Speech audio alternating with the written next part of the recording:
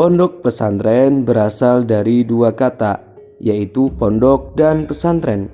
Pondok berasal dari bahasa Arab funduk yang berarti asrama, sedangkan istilah pesantren berasal dari kata sastri yang berarti orang yang mengetahui kitab suci agama Hindu. Pesantren menurut pengertian dasarnya adalah tempat belajar para santri. Jadi, pondok pesantren adalah sebuah lembaga pendidikan tradisional yang para siswanya tinggal bersama dalam satu kompleks dan belajar di bawah bimbingan guru yang dikenal dengan sebutan kiai. Menurut Babat Demak, Sunan Ampel menjadi tokoh yang pertama kali mengembangkan pondok pesantren, yaitu di Ampel Dentas, Surabaya. Selain itu, salah satu murid Sunan Ampel yaitu Sunan Giri juga mendirikan pesantren Giri Kedaton di Gresik. Unsur-unsur pondok pesantren. Unsur-unsur pondok pesantren meliputi kiai, santri, masjid, pengajaran kitab kuning, dan pondok. 1. Kiai. Kiai merupakan pendiri pondok pesantren sekaligus tokoh yang bertugas mendidik para santri.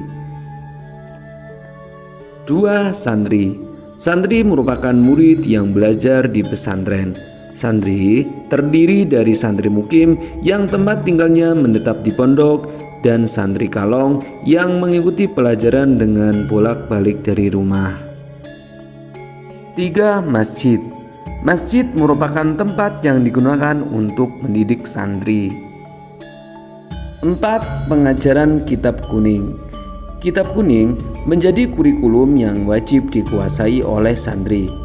Pengajaran kitab kuning terbagi menjadi dua metode, yaitu bandongan dan sorogan. Dan yang kelima yaitu pondok. Pondok merupakan tempat tinggal para santri. Nilai kehidupan dalam pondok pesantren.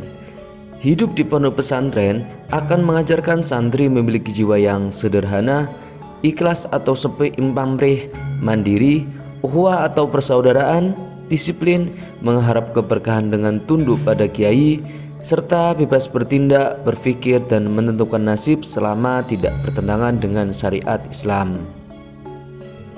Jenis-jenis pondok pesantren. Di Indonesia ada 3 jenis pondok pesantren, yaitu pondok pesantren salaf, pondok pesantren modern, dan pondok pesantren kombinasi. Pondok pesantren salaf merupakan pondok pesantren berbasis kitab kuning dengan metode bandongan dan sorogan. Contohnya adalah pondok pesantren Langitan Tuban dan pondok pesantren Lirboyo Kediri. Kemudian pondok pesantren modern merupakan pondok pesantren berbasis kitab kuning dan memiliki kurikulum yang lebih modern. Contohnya adalah pondok pesantren Gontor di Ponorogo. Kemudian yang terakhir ada pondok pesantren kombinasi, yang mana merupakan pondok pesantren gabungan antara model pesantren salaf dan modern. Contohnya adalah pondok pesantren Tebu Ireng, Jombang.